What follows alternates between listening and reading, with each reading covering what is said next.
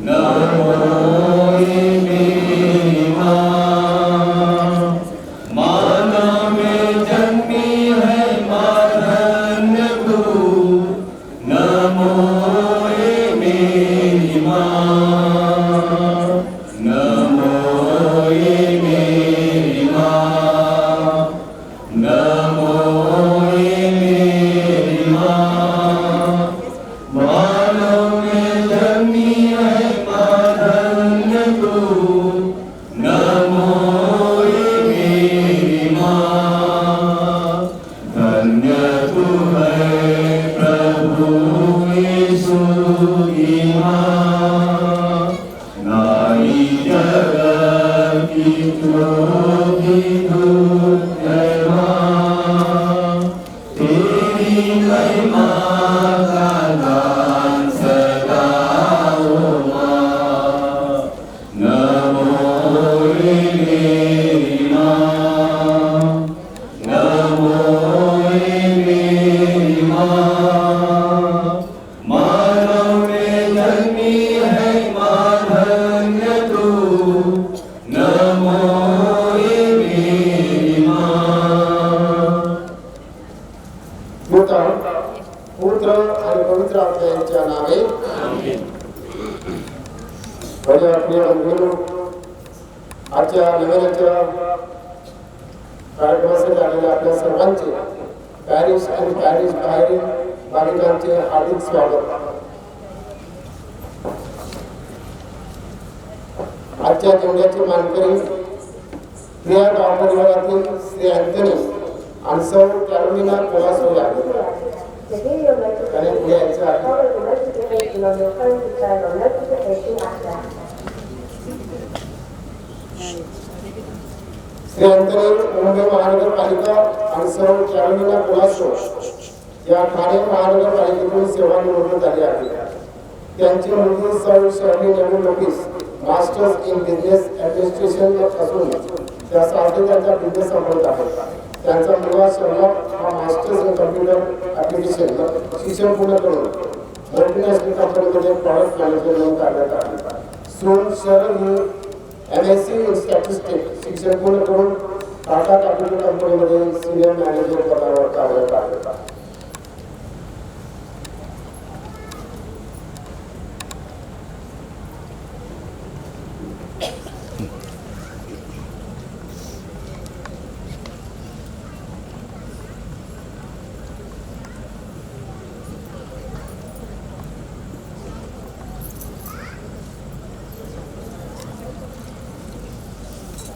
आपण जोडायला मानणारा करूया.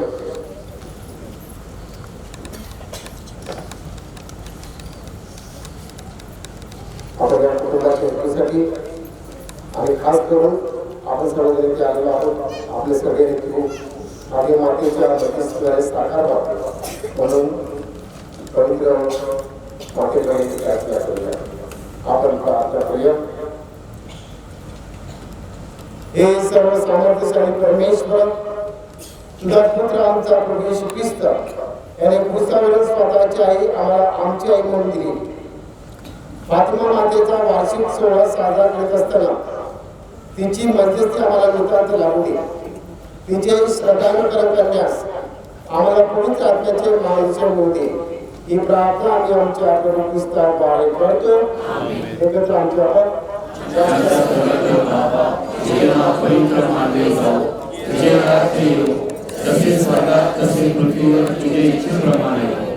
आमचे उरते स्वाहा आणि जगाने आमच्या प्रार्थनांना जबाब देतो, तसे तू आमच्या हाताची समान कर. आणि आम्हाला सगळी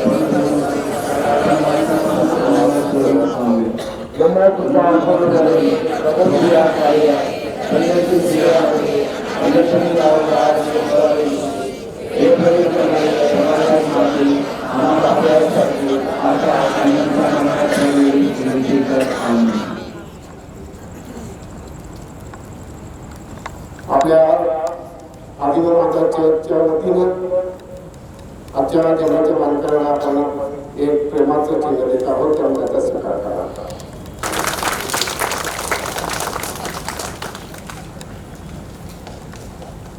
अनुदान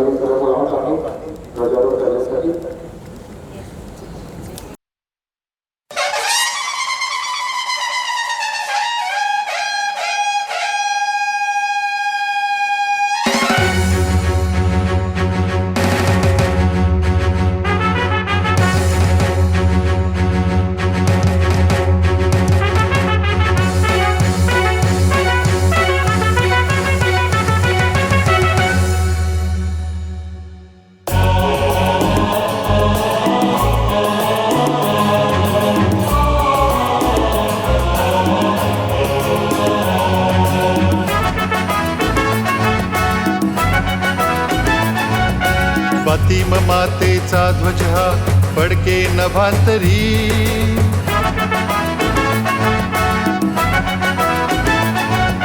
फातिमा मातेचा ध्वज हा फडके नभांतरी, ह्या मातेचा महिमा मोठा वर्णू किती थोरी, फातिमा मातेचा ध्वज हा फडके नभांतरी, ह्या मातेचा महिमा मोठा वर्णू किती थोरी.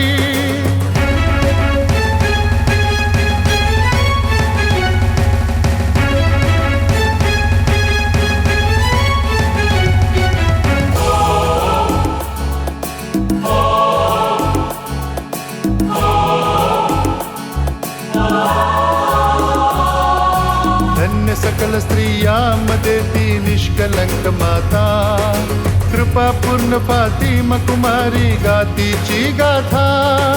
धन्य सकल स्त्रियांमध्ये ती निष्कलंक माता, कृपा पूर्ण फातिमा कुमारी गातीची गाथा. असाच फडकू दे ध्वज तिचा महिमा निरंतरी,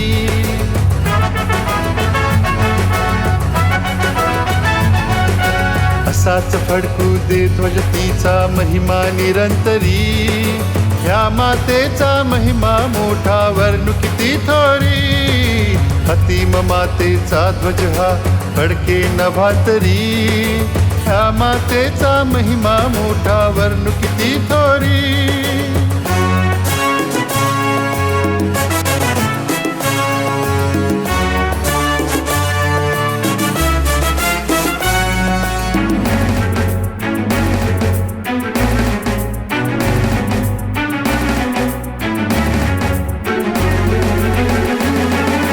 फातिमा गावी दिले तू दर्शन तीन सान बाळा, करा प्रार्थना प्राशित द्या ग रोज जपा माळा.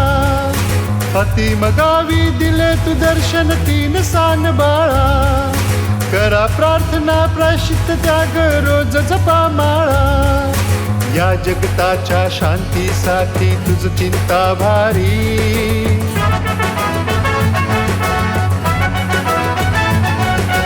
या जगताच्या शांतीसाठी तुझ चिंता भारी, ह्या मातेचा महिमा मोठा वर्णू किती थोरी, फातिमा मातेचा ध्वज हा फडके नभांतरी, ह्या मातेचा महिमा मोठा वर्णू किती थोरी.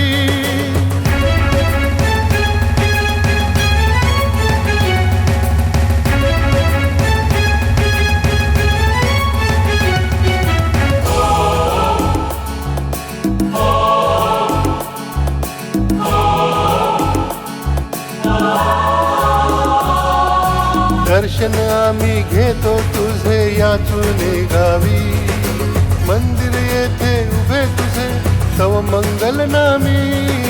दर्शन आम्ही घेतो तुझे या चुने गावी, मंदिर येथे उभे तुझे तव मंगल नामी. वसईतील तीर्थस्थान हे तुझे नामधारी,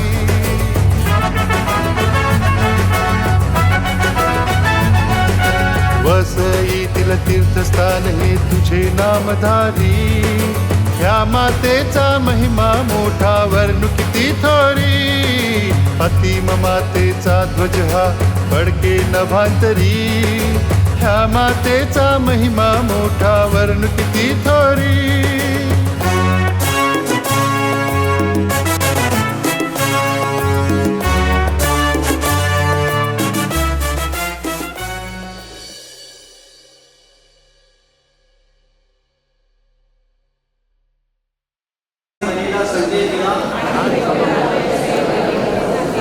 नमो कृपा पूर्ण मरिये, प्रभू तुझ्या ठाई आहे, धन्य तू स्त्रियांमध्ये आणि धन्य तुझ्या उदराचे फळ येशू.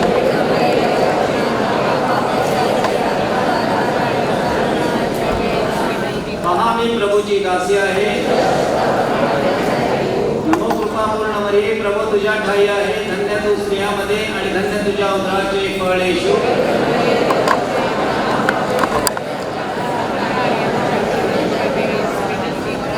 देव शब्द मनुष्य झाला. नमो कृपा पूर्ण मरिये, प्रभू तुझ्या ठाई आहे, धन्य तू स्त्रियांमध्ये आणि धन्य तुझ्या उदराचे फळ येशू.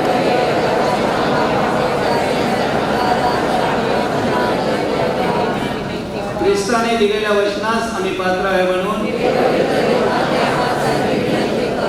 आपण प्रार्थना करूया. आम्ही तुला विनंती करतो की आमच्या अंतःकरणात वर्षावर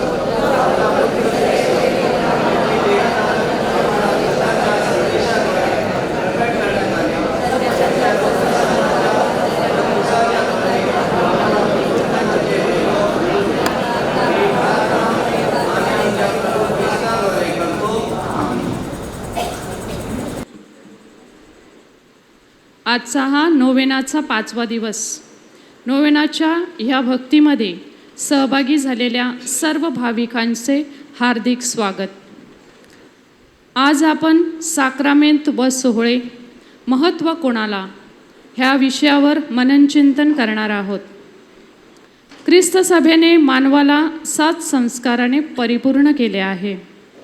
एक ख्रिस्ती व्यक्ती म्हणून 7 संस्काराला विशेष महत्त्व आहे. संस्कार याचा अर्थ चांगले रूप देणे असा होतो.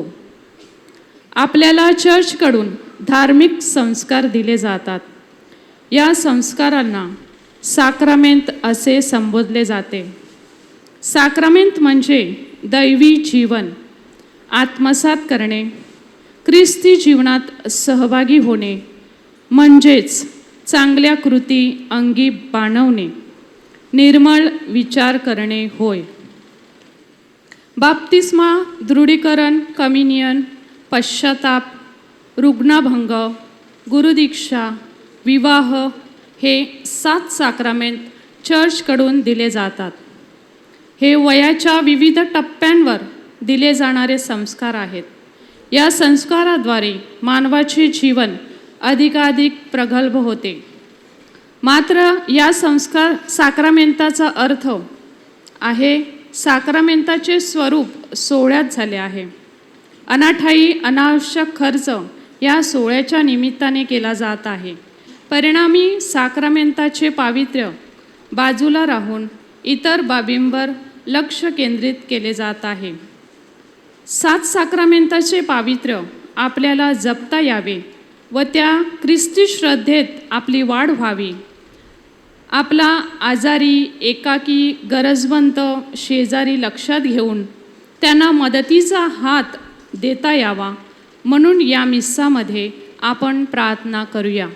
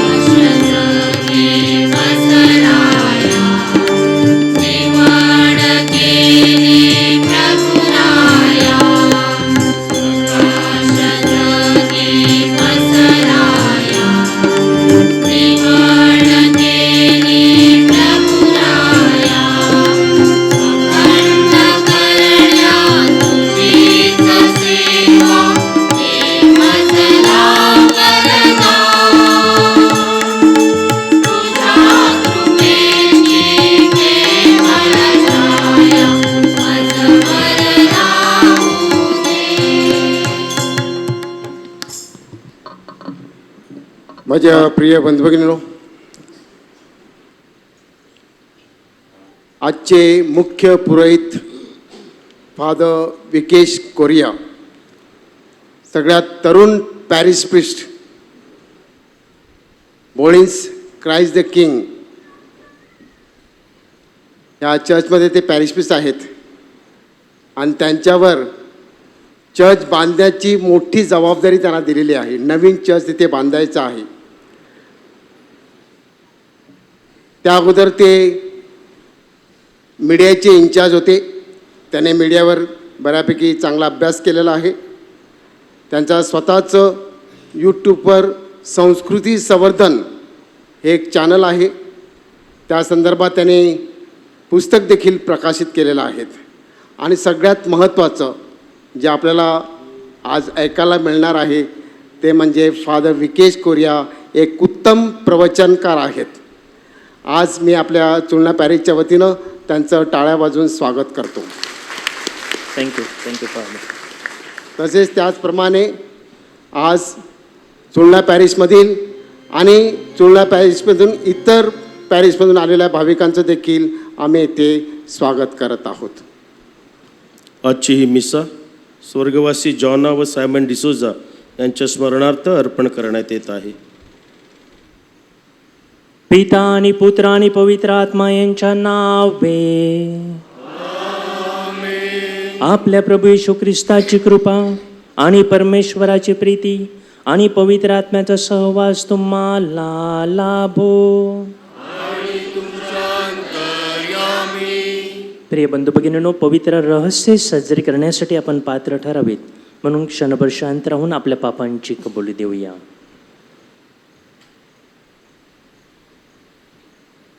सर्वशक्तिमान परमेश्वराजवळ व तुम्हा बंधू भगिनींजवळ मी कबूल करतो की कल्पनांनी, शब्दांनी, कृत्यांनी, वैगेने मी फार पापे केली आहेत. माझा अपराध, माझा फार मोठा अपराध.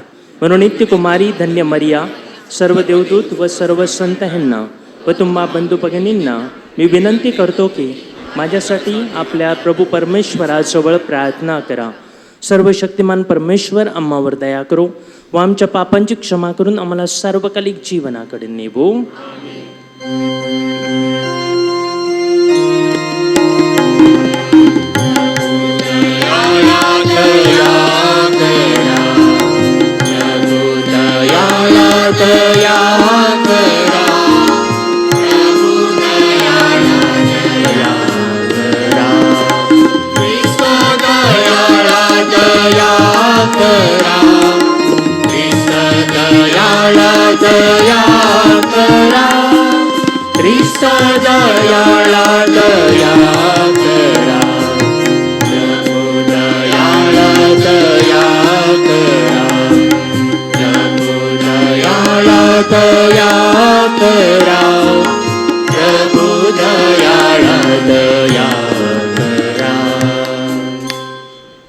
आपण प्रार्थना करूया.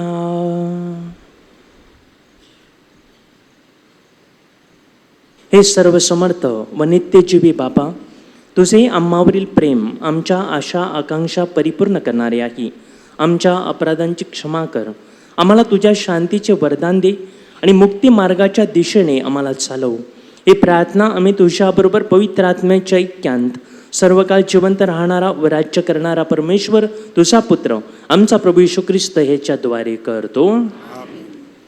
योनाच्या पुस्तकातून घेतलेले वाचन. अमित्याचा पुत्र योना ह्याला परमेश्वराचे वचन प्राप्त झाले की, उठ, त्या मोठ्या निनवे शहरात जा आणि त्याच्या विरुद्ध आवाज उठव, कारण त्यांचा दृष्टपणा माझ्यासमोर आला आहे. पण परमेश्वराच्या दृष्टीआड व्हावे म्हणून योना तार्शीत येथे पळून जायला निघाला. तो याफो येथे गेला. तेथे त्याला तार्शीसला जाणारे जहाज आढळले. त्याने त्याचे प्रवास भाडे दिले आणि परमेश्वराच्या दृष्टीआड व्हावे म्हणून त्यांच्याबरोबर तार्शीसला निघून जाण्यासाठी तो जहाजात जाऊन बसला. तेव्हा परमेश्वराने समुद्रात भयंकर वारा सोडला आणि समुद्रात असे मोठे तुफान झाले की जहाज फुटण्याच्या बेतात आले. खलाशी घाबरले आणि आपापल्या दैवतांचा धावा करू लागले. मग त्यांनी जहाज हलके करण्यासाठी त्यातील माल समुद्रात फेकून दिला. योना तर जहाजाच्या तळाशी गाढ झोप घेत पडला होता.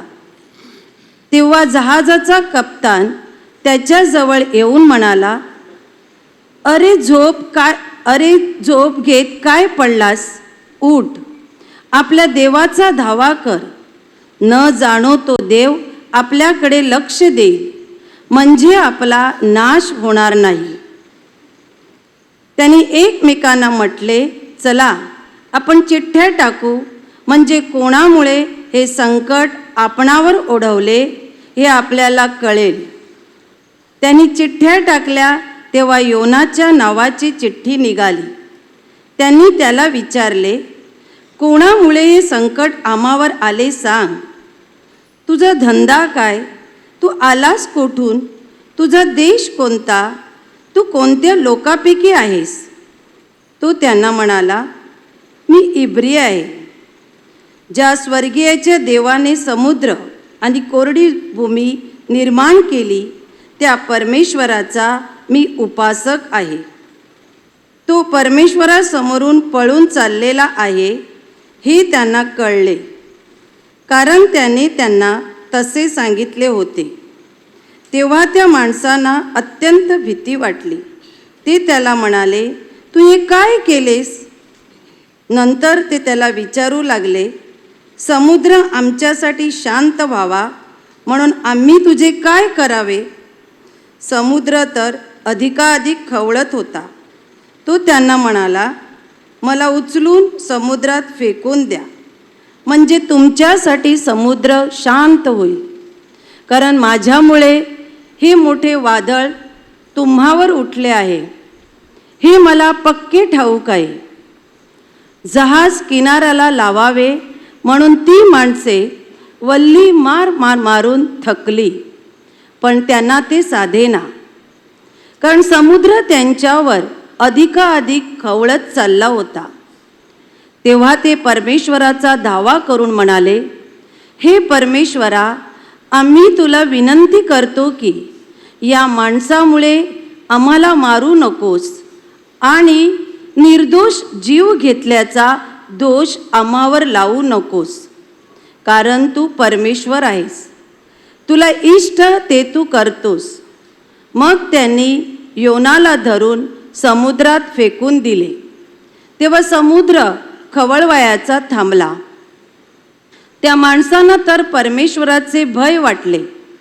त्यांनी परमेश्वराला यज्ञ केला आणि नवसही केले. परमेश्वराने योनाला गिळण्यासाठी एका प्रचंड माशाची योजना केली होती. योना त्या माशाच्या पोटात 3 दिवस आणि 3 रात्री होता. त्यानंतर परमेश्वराने माशाला आज्ञा केली, तेव्हा त्याने योनाला कोरड्या भूमीवर ओकून टाकले. प्रभूचा शब्द.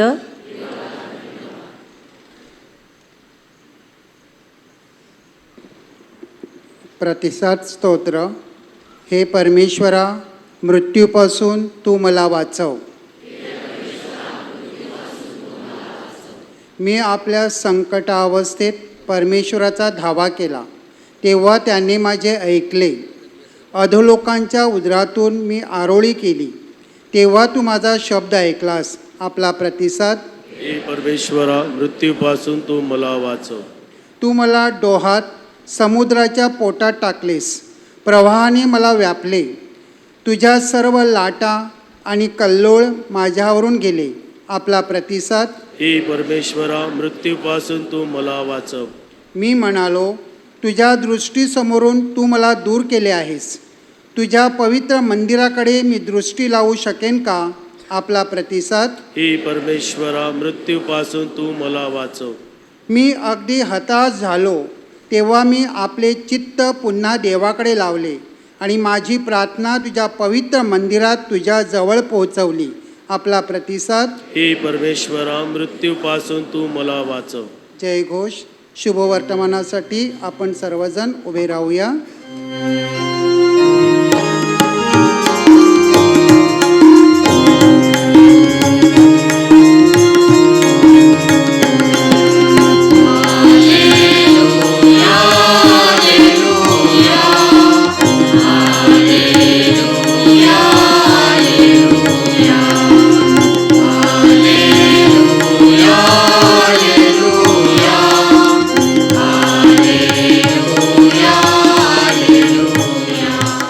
हे परमेश्वरा, तू माझे नेत्र उघड, म्हणजे तुझ्या नियमशास्त्रातील अद्भुत गोष्टी माझ्या दृष्टीस पडतील.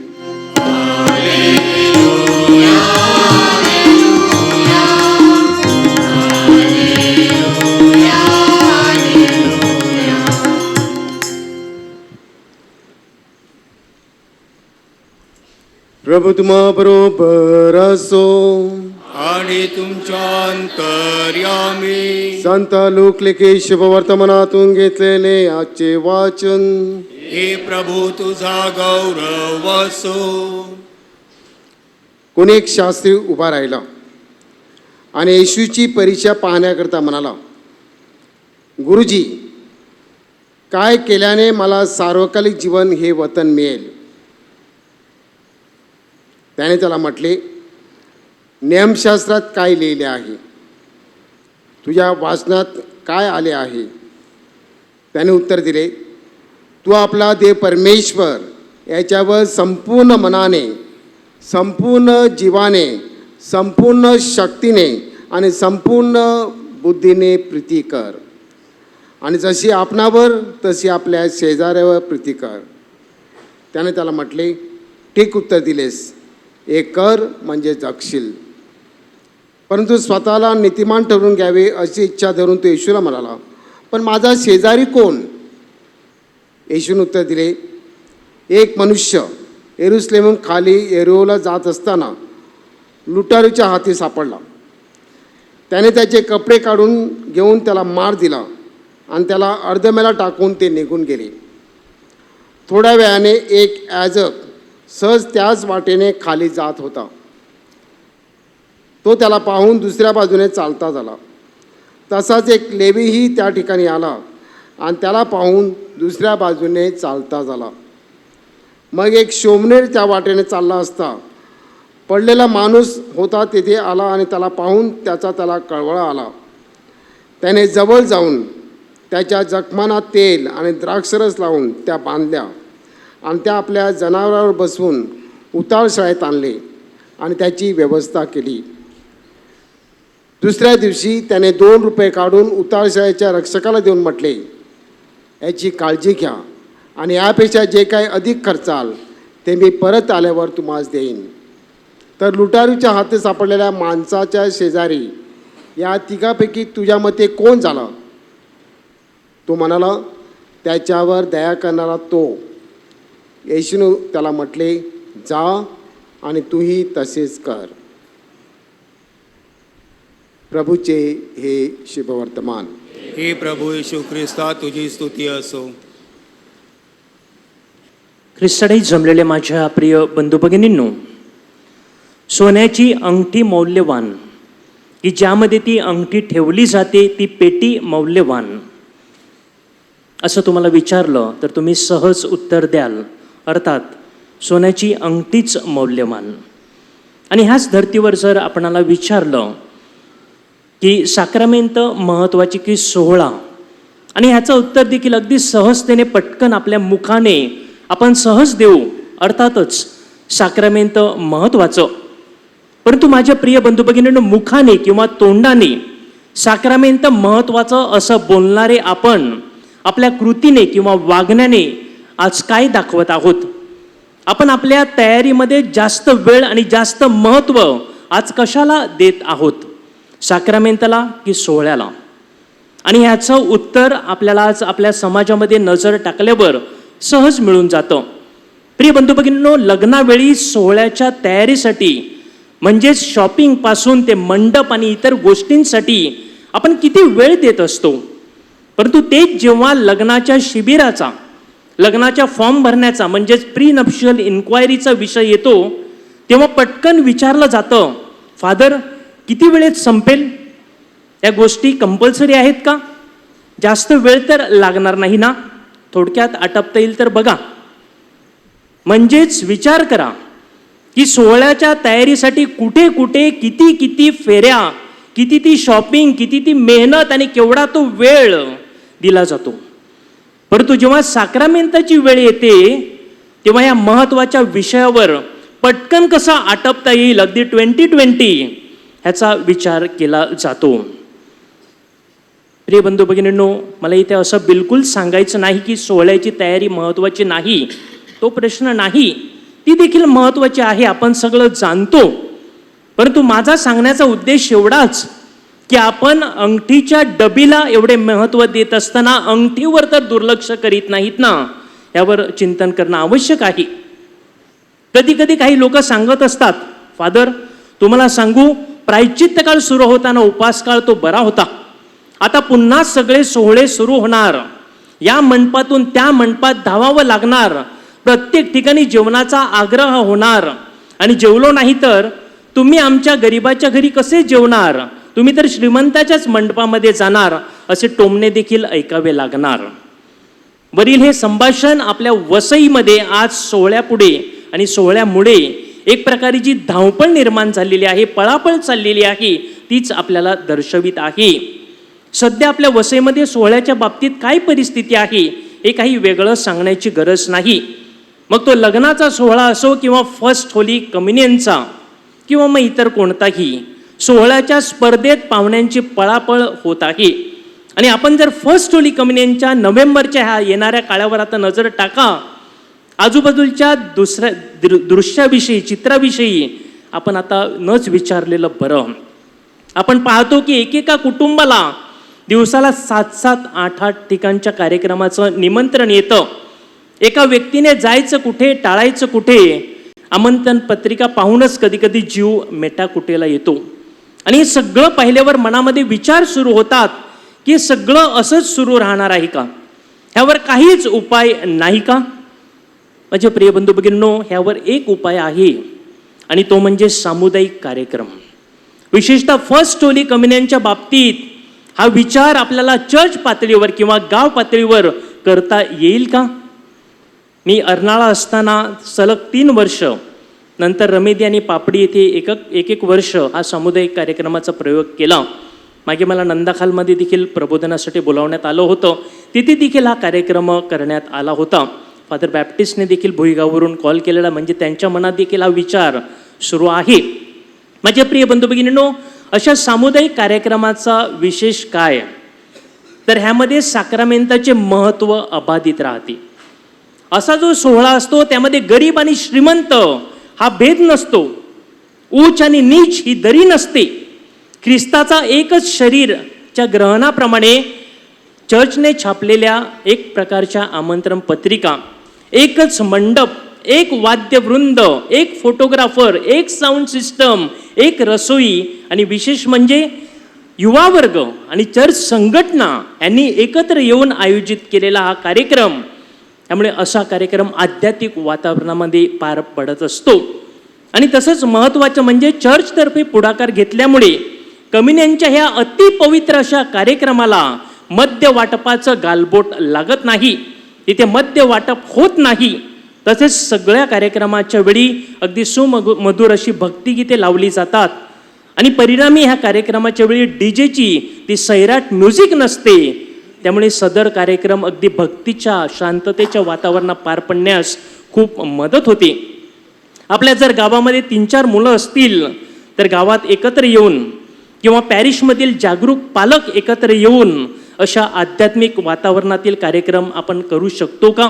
त्यासाठी पुढाकार घेऊ शकतो का? समाजाला नवीन दिशा लावू शकतो का? प्रवाहाच्या विरुद्ध आपण पोहू शकतो का? याचा विचार केला जाऊ शकतो. माझ्या फादर विकेश कोरिया फादरांनी आता सांगितल्यानुसार हे यूट्यूब चॅनल आहे, त्यावर जाऊन तुम्ही पहा हे कार्यक्रम कसे झालेले आहे, त्याचं रेकॉर्डिंग तुम्हाला पाहायला मिळेल, जेणेकरून ह्या कार्यक्रम एकंदरीत कसा झाला होता त्याचा तुम्हाला अंदाज देखील येईल. माझे प्रिय बंधू भगिनींनो, आज आपण सोहळ्याच्या बाबतीत चिंतन करीत असताना मला हे देखील आज सांगावंसं वाटतं की आज आपल्या लग्न सोहळ्याला कसं स्वरूप येत चाललेलं आहे यावर देखील थोडा विचार करणं आवश्यक नाही का? सध्या काही लग्नाच्या वेळेला आपल्याला वसईत काय चित्र दिसत आहे? कुणाला दुखावण्यासाठी मी हे नक्कीच सांगत नाही माझ्या प्रिय बंधू भगिनींनो, पोट तिडकीने एवढ्यासाठीच सांगतो आणि जे वास्तव आहे ते फक्त तुमच्या पुढे मांडण्याचा प्रयत्न करतो. आज आपण काय पाहत आहोत? नवरीच्या बरोबर असलेल्या मुलींचे, अगदी कडेवरल्या मुलींचे देखील एका रंगाचे, एका प्रकारचे ड्रेस, काही नवरींचे पायाखालून लांब परंतु गळ्याखालून तोकडे आणि पाठीकडून उघडे असे महागातले गाऊन्स, लग्नाच्या आदल्या गुरुवारपासून ते नंतरच्या बुधवारपर्यंत चालणाऱ्या त्या भोजनावळी, निरनिराळ्या शकला लढवून पाहुण्याला तात्कळत ठेवणारी आणि प्रसंगी बराच वेळ उपाशी ठेवणारी ती कार्यक्रमाच्या सूत्रसंचालनाची व्यक्ती, मंडपातील दारू बिअरच्या बारभोवती गिरट्या घालणारी, नुकतीच मिसरूड फुटलेली ती दृढीकरण वर्गातली देखील मुलं आणि तरुण तरुणी, 3-3 दिवस वाजणारा बँड, रात्री 1 नंतर चालणारी काळजाचे ठोके चुकवणारी, समाजाला जागरण करायला लावणारी, विद्यार्थी आणि आजारी यांचा जीव मेटाकुटाला आणणारी ती डीजेची म्युझिक, लग्न अगोदर किल्ल्यामध्ये काय, समुद्रावर काय, डोंगरावर काय, आता चंद्रावरच बाकी आहे. कुठे कुठे जाऊन नवरा नवरीची ती केलेली स्पेशल शूटिंग आणि त्याचं क्रिएटिव्ह प्रेझेंटिंग, नवरा नवरीला मंडपाच्या दारातून स्टेजवर नेण्यासाठी बसवण्यात आलेला तो स्पेशल डान्स, त्यामध्ये बिचाऱ्या त्या म्हाताऱ्या व्यक्तीला देखील नाचायला लागतं, त्याचे हालत होते तिथे. परंतु तो स्पेशल डान्स, हनीमूनसाठी ते स्पेशल पॅकेजेस. माझे प्रिय बंधू भगिनींनो, मी काय वाईट काय चांगलं आहे इथे कोणाचं जजमेंट करत नाही आहे. मला फक्त एवढंच सांगायचं आहे की हे सगळं चित्र पाहिल्यानंतर मनात एक विचार डोकावतो की ह्या लग्न साक्रामेंताच्या चर्चमध्ये घेतलेल्या लग्न साक्रामेंताचा हा आनंद साजरा करण्यासाठी मी आता उल्लेखलेल्या आणि त्या व्यतिरिक्त असलेल्या नक्की किती गोष्टीची खरंच गरज आहे, नक्की किती गोष्टींची आपल्याला खरंच गरज आहे याविषयी चिंतन व्हायला नको का? आज एका बाजूला काही जणांच्या बाबतीत सोहळा म्हणजे काय झालेला आहे तर त्यांच्याकडे असलेला अमाप पैसा उडवून इतरांना आपली प्रतिष्ठा दाखवण्याचं साधन बनलेलं आहे, तर दुसऱ्या बाजूला तुलना केल्यामुळे इतरांनी केलेला आहे आणि म्हणून ऋण काढून सण साजरा करण्याचं देखील प्रमाण आज वाढत आहे. आज एका बाजूला आपण पाहतो की महागाई गगनाला भिडत आहे, मुलांच्या शिक्षणासाठी लाखोने आज खर्च करावा लागत आहे. कोणाला कोणत्या वेळी कोणताही आजार अचानक तरुणपणी देखील गाठत आहे. कोरोनाने तर आपल्या सगळ्यांचे डोळे उघडलेले आहेत, धडा शिकवलेला आहे आणि अशा वेळेला भविष्यासाठी पैसा राखून ठेवण्याऐवजी तो सोहळ्यामध्ये अनाठाई गोष्टींवर देखील उडवला जात आहे. आपले बरेचसे लोक बिचारे कुटुंबापासून दूर राहून त्या परदेशामध्ये शिपवर कष्ट करून, दररोज ट्रेनचा बसचा तो जोखमीचा प्रवास करून, शेतीवाडीमध्ये मेहनत करून, इतर व्यवसायामध्ये निढळाचा घाम डाळून हा मेहनतीचा पैसा कमावतात. आणि माझ्या प्रिय बंधू भगिनींनो, हा पैसा जणू काही एखाद्या फटाक्याच्या माळीप्रमाणे त्या लग्न कार्यामध्ये एकदम पटकन उडवून टाकतात. ह्यावर विचार आपण करणार आहोत का? पैशाची आणि अन्नाची ही चाललेली उधळपट्टी, नासाडी देखील कधी कधी आपण ध्यानात घेणार आहोत का? आपली देखील काहीतरी सामाजिक जबाबदारी आहे याची आपण थोडे तरी भान ठेवणार आहोत का? माझे प्रिय बंधू भगिनींनो, लग्न असो, कम्युनियन असो किंवा इतर सोहळे साजरे करावेत, नक्कीच साजरे करावेत. मी सांगेन त्याबद्दल बिलकुल दुमत नाही, त्यामध्ये काहीही वावगं नाही, वाद नाही. आनंदाचे सोहळे नक्कीच एकत्र येऊन साजरे केले पाहिजेत, परंतु त्याचं अवडंबर माजवण्या इथपर्यंत ते करावेत का? इतरांना दाखवण्यासाठी ते करावेत का? फक्त इतरांची वाहवा मिळवण्यासाठी ते करावेत का? प्रसंगी इतरांना हिणवण्यासाठी ते करावेत का? आपली संस्कृती गहाण ठेवून पाश्चिमात्य संस्कृतीतील नाही त्या गोष्टींचं आंधळेपणाने अनुकरण करत ते करावेत का? या सर्वांवर चिंतन करणं ही आजच्या काळाची गरज आहे. कारण अन्यथा आपल्या सोहळ्यांनी खूपच, माझ्या प्रिय बंधू भगिनींनो, पुढे विकृत स्वरूप धारण केलेलं असेल आणि सोहळ्याच्या या महापुरामध्ये आपले साक्रामेंट आणि आपला समाज देखील अगदी धुवून अगदी वाहून निघालेला असेल, परंतु तेव्हा कदाचित खूप उशीर झालेला असेल. होय, खूपच उशीर झालेला असेल. आपल्या गरजा आपण परमेश्वराच्या चरणाशी आणूया. विनंत्या. प्रत्येक विनंतीनंतर आपला प्रतिसाद गायनात असेल.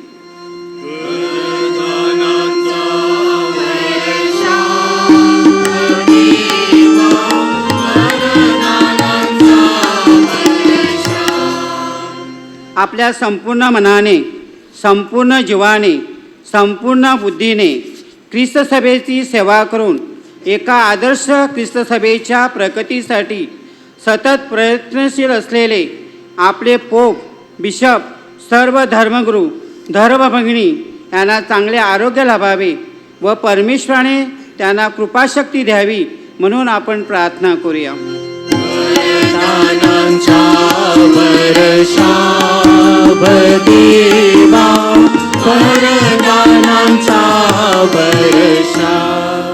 ख्रिस्त सभेने नेमून दिलेल्या 7 साक्रामेंट स्वीकारताना भौतिक तयारीपेक्षा आध्यात्मिक तयारीकडे विशेष लक्ष दिले जावे व त्याद्वारे आपले ख्रिस्ताबरोबरचे नाते रूढ व्हावे म्हणून आपण प्रार्थना करूया.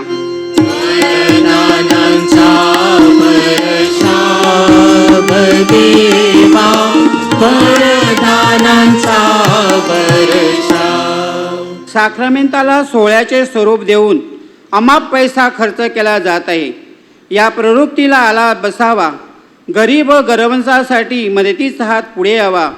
आपण स्वतःसाठी जगताना दुसऱ्याच्या हिताचाही विचार करावा म्हणून आपण प्रार्थना करूया.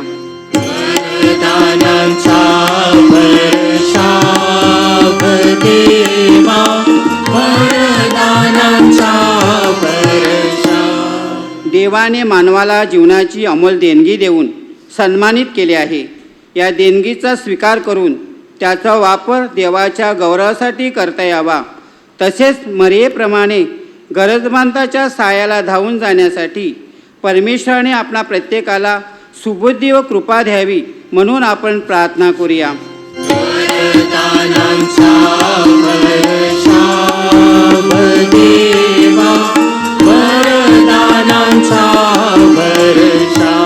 आता आपण पुढील हेतूसाठी प्रार्थना करूया. आपल्याला मानसिक व शारीरिक आरोग्य लाभावे म्हणून, आजारी व गरजवंत शेजाऱ्याला आपल्याला मदत करता यावी म्हणून, आपल्या वैयक्तिक गरजा पूर्ण व्हाव्यात म्हणून.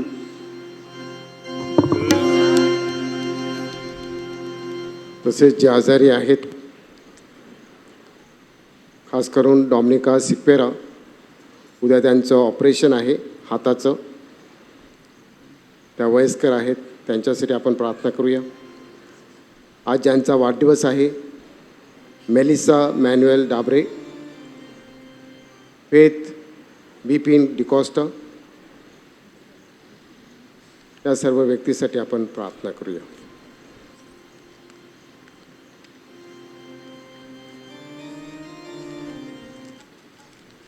हे दयावंत परमेश्वरा, आमच्या ह्या विनंत्या, मागण्या, वेदना आम्ही तुझ्या चरणाशी आणलेल्या आहेत. तुझ्या इच्छेनुसार योग्य वेळी ते त्या पूर्ण कर. ही प्रार्थना मी तुझा पुत्र आमचा प्रभू येशू ख्रिस्त याच्याद्वारे करतो.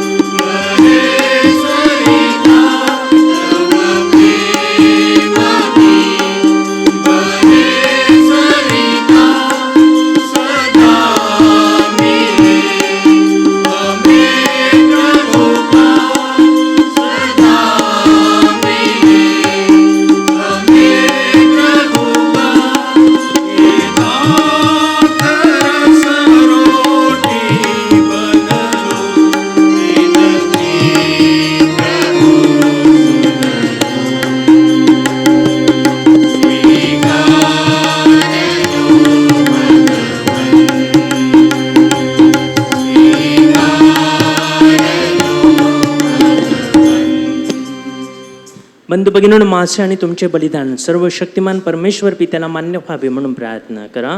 प्रभूच्या नावाचे गुणगान व गौरव व्हावे, आमच्या आणि त्याच्या अखिल पवित्र ख्रिस्त सभेचे कल्याण व्हावे म्हणून तुमच्या हातून अर्पण केलेल्या बलिदानाचा प्रभू स्वीकार करो. हे सर्व समर्थ बापा, आमच्या ह्या दानांचा स्वीकार कर. आमच्या प्रभू येशू ख्रिस्ताने हे दान त्याच्या स्मरणार्थ अर्पण करावयास आम्हा सर्वांना आदेश दिला आहे.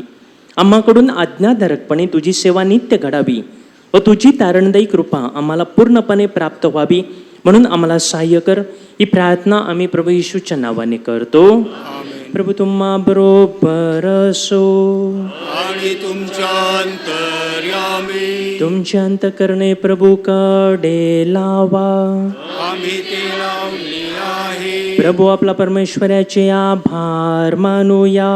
ते योग्य वरास आहे. हे प्रभू पवित्र पित्या, सर्व समर्थ शाश्वत परमेश्वरा, आमच्या प्रभू येशू ख्रिस्ताद्वारे आम्ही तुझे नित्य व सर्वत्र आभार मानावीत योग्य व तारणदायक आहे.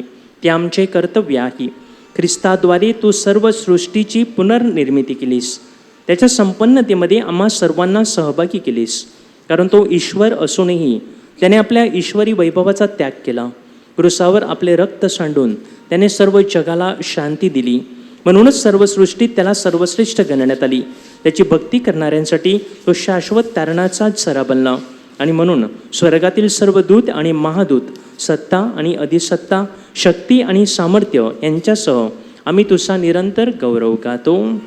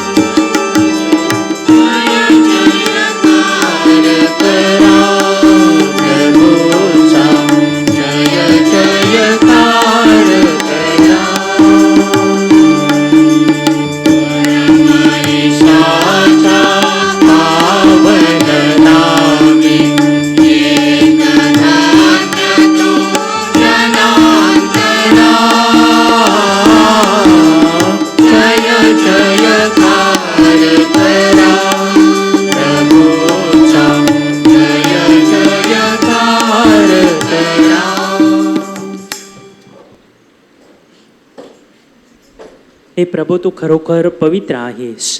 सर्व पावित्र्याचा तू उगम आहेस. ही दाने आमच्यासाठी आमच्या प्रभू येशू ख्रिस्ताची शरीर आणि रक्त व्हावीत म्हणून तू त्यांच्यावर दववर्षावाप्रमाणे तुझा पवित्र आत्मा पाठव. जेव्हा प्रभू येशूचा विश्वासघात करण्यात आला आणि तो स्वेच्छेने दुःख भोगाला सामोरा गेला, तेव्हा त्याने भाकर घेतली, आभार म्हणून ती मोडली, ती आपल्या शिष्यांना दिली आणि म्हटले, तुम्ही सर्वजण ही घ्या आणि खा, कारण हे माझे शरीर आहे, हे तुमच्यासाठी अर्पिले जाईल.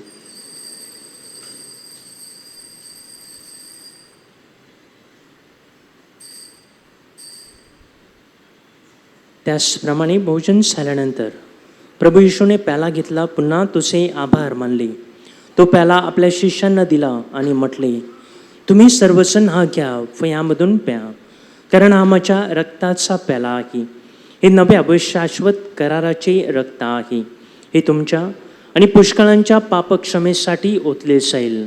हे माझ्या आठवणीसाठी करा.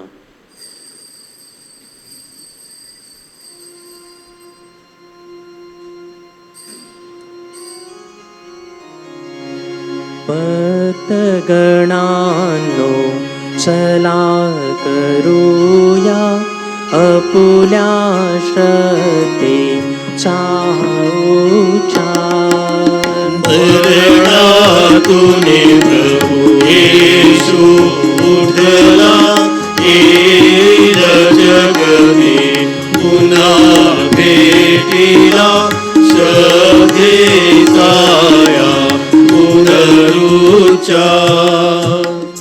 हे प्रभू, ख्रिस्ताच्या मरणाची व पुनरुत्थानाची स्मृती साजरी करीत असताना आम्ही तुला जेवणाची भाकर आणि तारणाचा प्याला अर्पण करतो. तुझ्या समोर येण्यास आणि तुझी सेवा करण्यास आम्हाला पात्र केल्याबद्दल आम्ही तुला धन्यवाद देतो. ख्रिस्ताचे शरीर आणि रक्त यांचा स्वीकार करीत असताना पवित्र आत्म्याच्या द्वारे एक व्हावे असे आम्ही विनम्रतेने विनवितो. हे प्रभू, सर्व जगभर पसरलेल्या तुझ्या ख्रिस्त सभेची आठवण कर. फ्रान्सिस आमचे पोप, फेलिक्स आमचे बिशप आणि सर्व याजक वर्ग यांच्या सभेत ख्रिस्त सभेला परिपूर्ण प्रीतीचा पुनर्विष्कार घडव. जे आमचे अन्य बंधुभगिनी पुनरुत्थानाच्या आशेने महानिद्रा घेत आहेत, जे तुझ्या दयेवर विसंबून मरण पावले आहेत, त्यांचे तू स्मरण ठेव. त्यांचे तुझ्या दिव्य प्रकाशात स्वागत कर.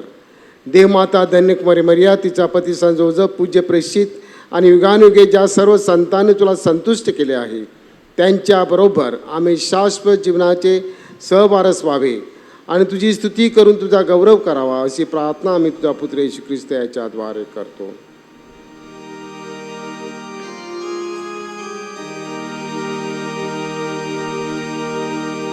ख्रिस्ताद्वारे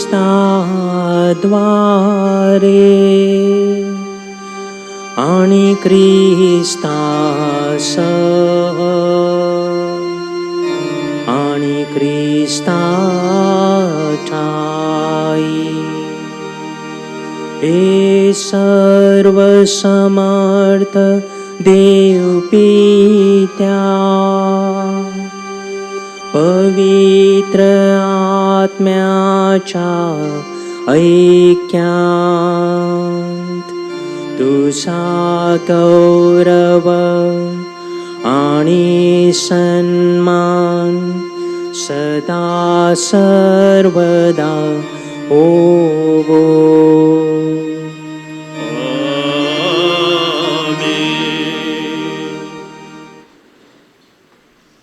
तारणाऱ्याची आज्ञा आणि त्याची ईश्वरी शिकवण यांनी प्रेरित होऊन आम्ही धैर्यपूर्वक म्हणतो. आमच्या स्वर्गातील बापा, तुझे नाव पवित्र मानले जावो, तुझे राज्य येवो, जसे स्वर्गात तसे पृथ्वीवरही तुझ्या इच्छेप्रमाणे होवो. आमची दररोजची भाकर आज आम्हाला दे, जशी आम्ही आमच्या अपराधांना क्षमा करतो तशी तू आमच्या अपराधांची क्षमा कर, आणि आम्हाला मोहप्रसंगी पडू देऊ नकोस, पण वाईटापासून आम्हाला सोडव. हे प्रभू, सर्व प्रकारच्या वाईटांपासून आम्हाला सोडव असे आम्ही विनवितो. या जीवनात आम्हाला कृपापूर्वक शांती दे, म्हणजे दिव्य आशेची आणि आमचा तारणारा येशू ख्रिस्त याच्या आगमनाची वाट पाहत असताना तुझ्या दयेच्या साह्याने आम्ही पापांपासून मुक्त राहू व सर्व प्रकारच्या चिंता विवंचनेपासून सुरक्षित असू. हे प्रभू येशू ख्रिस्ता, तू आपल्या प्रेषितांना म्हणालास, मी तुम्हाला शांती देऊन ठेवतो, मी माझी शांती तुम्हाला देतो. आमच्या पापांकडे पाहू नकोस, तर तुझ्या ख्रिस्त सभेच्या श्रद्धेकडे पहा आणि तिला तुझ्या इच्छेनुसार शांती वैक्य देण्याची कृपा कर. तू नित्य जीव असून सदा सर्वदा राज्य करतोस. प्रभूची शांती तुम्हाबरोबर सदा सर्वदा असो. आपण एकमेकांना शांती वंदन करूया.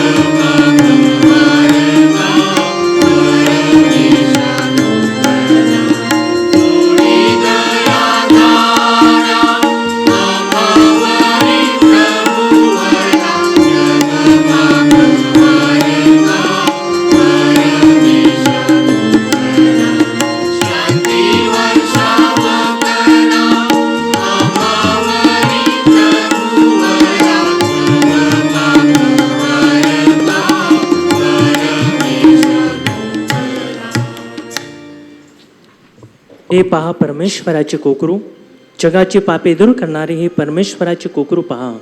या कोकराच्या भोजनास बोलावण्यात आलेले धन्य. हे प्रभू, तू माझ्या छताखाली यावेस इतकी माझी योग्यता नाही, परंतु एक शब्द मात्र बोल, म्हणजे माझा आत्मा बरा होईल.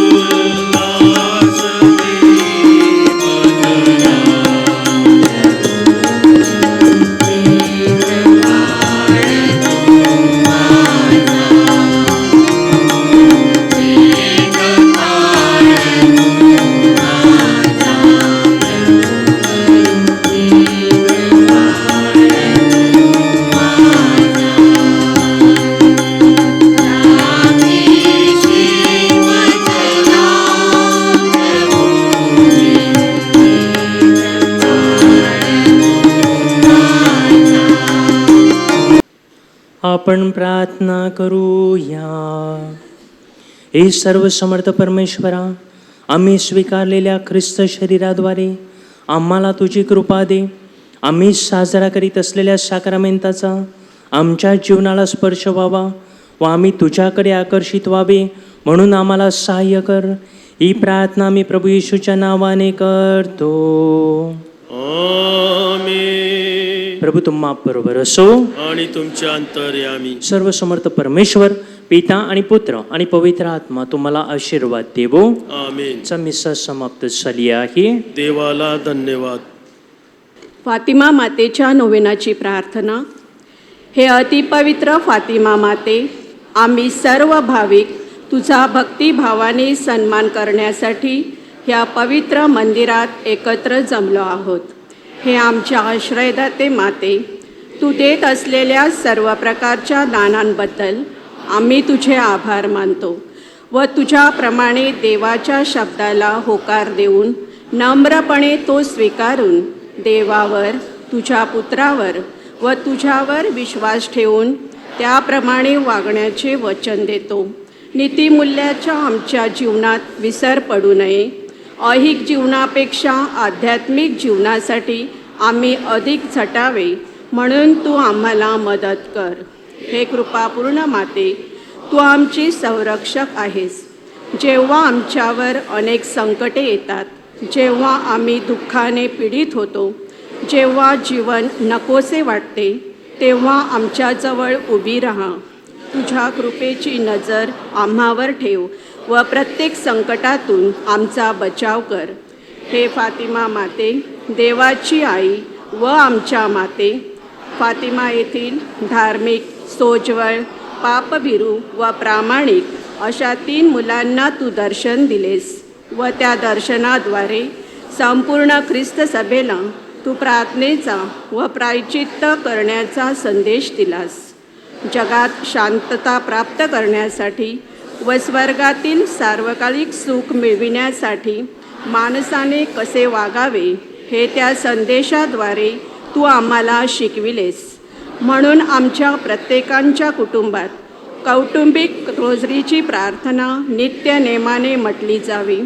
आमचे जीवन येशू ख्रिस्ताच्या प्रकाशाने भरून जावे.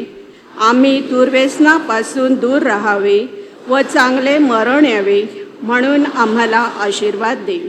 हे माते, तुझ्याजवळ विनंती करणाऱ्याला तू कधीच रिकाम्या हाताने पाठविले नाहीस यावर विश्वास ठेवून आम्ही प्रार्थना करतो. आमची विनंती मान्य कर. आपली विनंती व हेतू मारिया मातेच्या चरणी ठेवूया.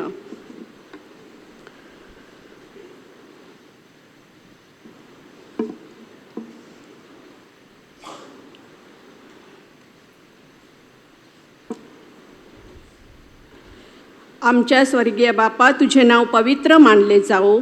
तुझे राज्य येवो, जसे स्वर्गात तसे पृथ्वीवर तुझ्या इच्छेप्रमाणे हो. आमची दररोजची भाकर आज आम्हाला दे. जसे आम्ही आमच्या अपराधांना क्षमा करतो, तशी तू आमच्या अपराधांची क्षमा कर. आणि आम्हाला मोहप्रसंगी पडू देऊ नकोस, पण वाईटापासून आम्हाला सोड. नमो मरिया, कृपा पूर्ण तू आम्हाला नारी, प्रभूचे सुंदर धाम. पावन मरिये, देव माता हो, आम्हा सर्वविनव आता आणि मृत्यू समयी. हे फातिमा माते, आम्हासाठी विनंती कर. सिनडसाठी प्रार्थना. हे पवित्र आत्म्या, तुझ्या नावाने एकत्र येऊन आम्ही तुझ्यासमोर उभे राहतो. तू आमचा एकमेव मार्गदर्शक आहेस. आमच्या हृदयात तू वस्ती कर. आम्ही पुढे कसे जावे याबद्दल आम्हाला मार्गदर्शन कर आणि त्या मार्गाशी आम्हाला एकनिष्ठ ठेव. आम्ही दुर्बळ आणि पापी आहोत. अस्थिरतेपासून आम्हाला दूर ठेव. अज्ञानाने आमचा मार्ग भ्रष्ट होऊ देऊ नकोस. पश्चातापाचा आमच्या कृतीवर प्रभाव पडू देऊ नकोस. हे पवित्र आत्म्या, तुझ्यामध्ये आम्हाला आमचे ऐक्य होऊ दे. आणि आम्ही शाश्वत जीवनाकडे एकत्र वाटचाल करू आणि सत्याच्या व योग्यतेच्या मार्गापासून आम्ही भरकटणार नाही. पिता आणि पुत्र यांच्या ऐक्यात तू सर्वत्र आणि सर्व काळ कार्य करतोस, त्या आमच्याकडे हे सर्व आम्ही मागतो. आमेन. प्रिय बंधू भगिनींनो, सरकारी एक खाक्या आहे. सरकारी शासनाचा एक खाक्या असतो. मीटिंग मिनिटभर, फराळ मात्र तासभर. मीटिंग मिनिटभर, फराळ तासभर, मदत कणभर. मदत कणभर, आश्वासनं मात्र मनभर. काहीसं असंच स्वरूप आपल्या संस्कारांना येत आहे का? आपले संस्कार नावाला आणि प्रदर्शन मात्र गावाला. फादर विकेश कोरिया यांनी आजच्या या विषयाच्या संदर्भात अतिशय परखडपणे, सुस्पष्ट आणि खणखणीत आवाजात आपले विचार आपल्यासमोर व्यक्त केलेले आहेत. सोहळे बंद व्हावेत अशी कुणाची इच्छा नाही, परंतु साक्रामेंताला दुय्यम स्थान मिळता कामा नये. साक्रामेंताचं महत्त्व अधोरेखित झालं पाहिजे आणि त्याचं प्रतिबिंब आपल्या प्रत्येकाच्या ख्रिस्ती जीवनातील प्रत्येक व्यक्तीच्या हृदयात, समाजात, जीवनात ते प्रतिबिंबित झालं पाहिजे. हा विषय अतिशय महत्त्वाचा आपल्या अध्यात्माच्या वाढीच्या दृष्टीने, श्रद्धाबांधणीच्या दृष्टीने फादर विकेश कोरिया यांनी तो अतिशय सुंदरपणे हाताळलेला आहे. फारसं काही वेगळं नाही, परंतु पुन्हा पुन्हा या गोष्टींचं स्मरण देणं आवश्यक असते आणि म्हणून खास मेहनत करून, अगदी फार जबाबदारी आहे. सध्या त्यांच्यावर फादरांनी प्रस्तावनेत सांगितलं की नवीन चर्चची ती उभारणी करत आहेत, त्या दृष्टीने त्यांचे खूप प्रयत्न सुरू आहेत आणि तरीही वेळ काढून त्यांनी आपल्या विनंतीला मान देऊन इथं आपल्याकडे आलेले आहेत आणि त्यांनी अतिशय सुंदररित्या आपलं प्रबोधन केलेलं आहे. आपण सर्वजण टाळ्या वाजवून त्यांचं अभिनंदन करूया. धन्यवाद फादर विकेश. खरं म्हणजे फादर विकेश कोरिया यांच्या ह्या वर्षातील हा शेवटचा दिवस आहे, म्हणजे उद्या त्यांचा वाढदिवस आहे. त्यामुळे सर्वजण तुम्ही त्यांना अभिनंदन करू शकता, परंतु त्यांनी सांगितल्याप्रमाणे सोहळा कोणत्याही प्रकारचा होणार नाही, त्याचीही नोंद घ्या. आणि फादर विकेशनाही मी सांगू इच्छितो, तुम्ही सोहळ्याविषयी इतकं बोललेलं आहात, आमच्या सगळ्याच लोकांनी सिरियस घेतलं तर आमची मात्र उपासमार होणार आहे. तरी धन्यवाद.